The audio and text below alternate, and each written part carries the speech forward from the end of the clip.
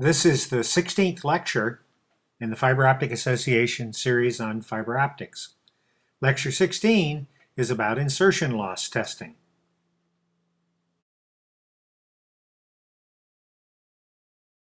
Insertion loss testing is a test method that simulates the actual system operation. It uses a light source and power meter, sometimes called an optical loss test set, and patch cords, which are used for launch and receive reference cables.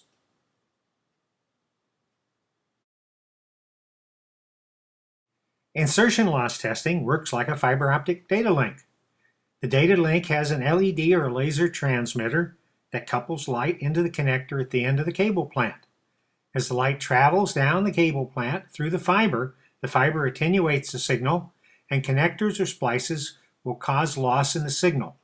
Eventually, the signal exits the connector on the far end of the link and is detected by a detector. Insertion loss testing essentially mimics exactly what's going on here.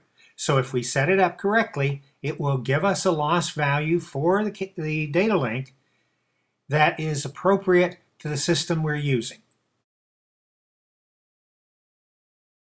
The critical question is, what should the loss of the cable plant be? And the answer to that is something we calculate during the design phase of the network. We look at the cable plant, the fiber, the connectors, the splices, and the couplers, and from that we calculate a link power budget, which tells us how much loss the cable plant should be.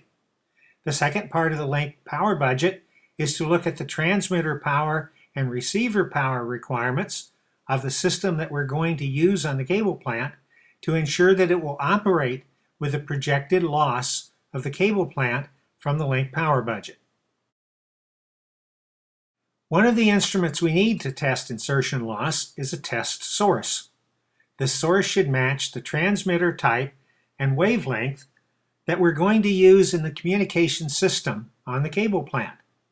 Typically for multimode fiber, it's an 850 or 1300 nanometer LED, and for single mode, it's a 1310 or 1550 laser.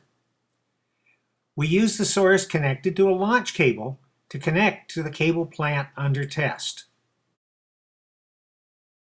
It's important to test at the correct wavelength because the loss of the optical fiber is very much a function of the wavelength of light. Basically, it's caused by scattering, which is highly dependent on the wavelength. So we want to test the fiber at the wavelength that we're going to be using the cable plant at. For example, in multimode fiber, the difference between the loss at 850 and 1300 nanometers is approximately 3 dB per kilometer at 850 and only 1 dB per kilometer at 1300. The difference can be startling. The other issue with multimode fiber is the source type. The fiber loss is a function of what we call mode power distribution. We recommend that you look at the FOA online reference guide to get a more detailed view of all this. But basically it's the fact that the core, the center of the core of the optical fiber, has higher loss in the outer sections. So LEDs fill the core more thoroughly and have higher loss than an LED which only transmits down the center. What we do is we condition the source to be generally acceptable in the industry.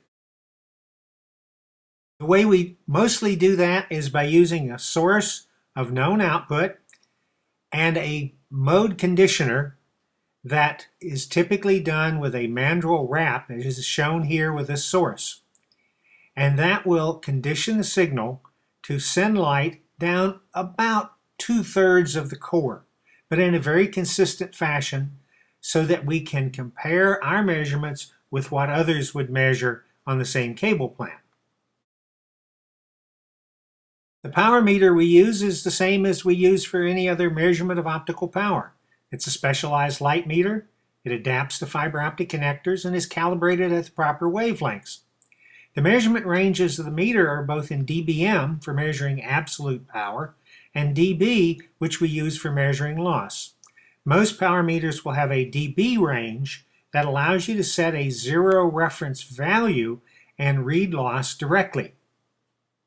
Another instrument used for measuring insertion loss is an optical loss test set, and that's basically nothing but a light source and power meter in one package. The other important equipment or component we need for insertion loss testing is reference cables. Reference cables are used to attach the source to one end of the cable plant and the meter to the other. They launch the light from the test source into the cable under test, and they mate with the connectors on the cable so that we can test the loss of the connectors on either end of the cable plant. It's the launch cable we use to control the modal distribution in multimode fiber.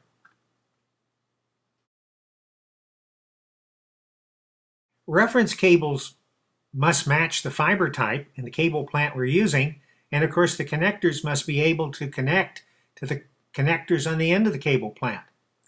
But the most important thing for insertion loss testing is to make sure that the reference cables are high quality. That means the connectors have low loss and you keep them clean. The way to do it is check them with a microscope, and if you see something like this picture, you clean them regularly. You always clean your connectors at least every few insertions, and you inspect it with a microscope, because the continual mating and unmating with the cables you're testing can cause the connectors to become scratched or worn, and therefore they're no more good for testing loss. You'll get high loss with every measurement then. There's a convention that you have to understand in making insertion loss measurements. Loss is generally referred to as a positive number, so we say the loss is 2 dB.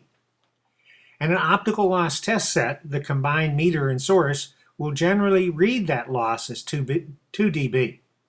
But if you're working with a meter that has a 0 dB reference set function and a separate source, and you set 0 dB reference at some value, when you measure 2 dB, it will read as a negative number, minus 2 dB.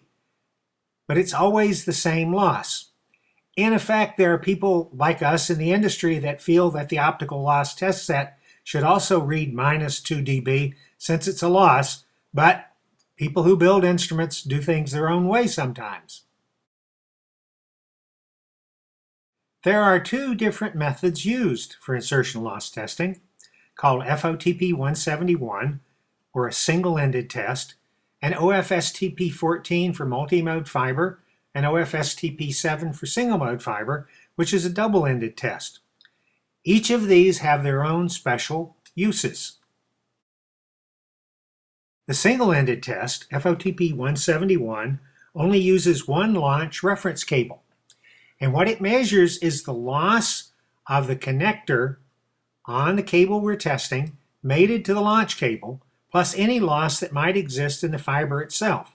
And of course, if it's something like a patch cord that's only a few meters long, we won't be able to actually see any loss from the fiber. What it allows doing is testing each connector on a cable separately so that we can diagnose connector faults. If we connect up on one end and have low loss and the other end and have high loss, the high loss end connected to the launch reference cable is obviously the problem. So this is our way of troubleshooting cable plant connection problems. We don't necessarily have to use it on patch cords. We can use it on very long cables to find a connector on one end of the cable that might be bad. The double-ended test is used for testing installed cable plants. Using both a launch and a receive reference cable, which mate to the connectors on either end of the cable plant under test, it will test the loss of the connectors plus everything in between in the cable plant. So we measure the connectors on either end and any connections, splices, fiber losses, couplers, or whatever may be in the cable plant. And this corresponds to the loss that a system will actually see when it's connected to the cable plant for transmitting data. The question with the double-ended test is, how do you set the reference for 0 dB loss? And this is where this test method confuses people. There are 3 different ways of setting a 0 dB reference. Using your source and power meter with 1 reference cable, just the launch cable, 2 cables, a launch cable, a receive cable, and mated in the middle, or 3 cables, a launch cable, a receive cable, and a golden reference cable. And there's a very good reason that each of these 3 methods exists and where you might have to use them. If your test equipment is compatible with the connectors on your cable plant, you can generally use a 1 cable reference. And that's good because the 1 cable reference measures everything. If your connectors are not compatible with your test equipment, so for example, if you have a meter and source with SC connectors, but you're testing LC cables, you'll use hybrid reference cables that have SCs on one end to mate with your instruments and LCs on the other end to mate with the cable plant. And you'll connect those 2 cables in the middle to set your reference. But when you set that reference, you include the loss of 1 pair of connectors. And we have to account for that. The 3 cable method is generally used where not only are your connectors on the cable plant not compatible with your test equipment, but they don't mate each other. For example, a plug and jack or male-female type of connector, like this multi-fiber MTP-MPO connector. Then you use a cable that mimics the cable plant you want to test, but is very short. And you have to include, when you document your system, that there were 2 connector losses in the middle of your reference. We'll talk more about that in a minute. The table below shows the difference in testing a cable plant with the 3 different reference methods. The same cable plant measured 2.96 dB with a 1 cable reference, 2.66 dB or 0.3 of a dB less with a 2 cable reference, and 2.48 dB, almost a half a dB less, with a 3 cable reference. It's important that whichever method you use, you document it in the results tables that you provide for your customers after you test a cable plant. All 3 methods are accepted by standards because they're needed, but it's important and required to always document which test method you use. There's always measurement errors, and with insertion loss, one of the most important factors in measurement errors is the condition of your reference patch cords. You must have quality, low-loss connectors, and they must be clean. Your source type must match the source that you're using in wavelength and type, and it must be stable. It must be unwavering during the time at which you're making measurements. And of course, with single mode fiber, there's not a problem with mode power distribution, but with multi-mode fiber, the differences you measure can vary greatly according to how you control the modal power distribution in your launch cable. Troubleshooting after insertion loss testing is straightforward. As we said, a lot of the problems come from the reference cables. So the first thing you always do when you have high loss is you check the connectors with a microscope. You check the reference cables and clean them. You check your 0 dB reference again with your launch cable and your power meter. Remember never to disconnect the launch cable from the source after you set your 0 dB reference. You then retest each section of the cable plant. If it's cable plant you're installing, bad connectors are very often the big problem, although occasionally it splices. You can test single-ended to find bad connectors, and you use an OTDR to find bad splices. One of the things to note, if you see high loss at long wavelength, look for stress that you might have induced in the cable plant during installation. because stress tends to be much higher at longer wavelengths. Be sure to watch the other testing lectures that the FOA has posted on YouTube. We'll have more details on things like OTDR testing and long-distance testing, the differences between test methods. Also go to the FOA online reference guide where you'll find great detail on almost all of these techniques. We're the FOA, the Professional Society of Fiber Optics.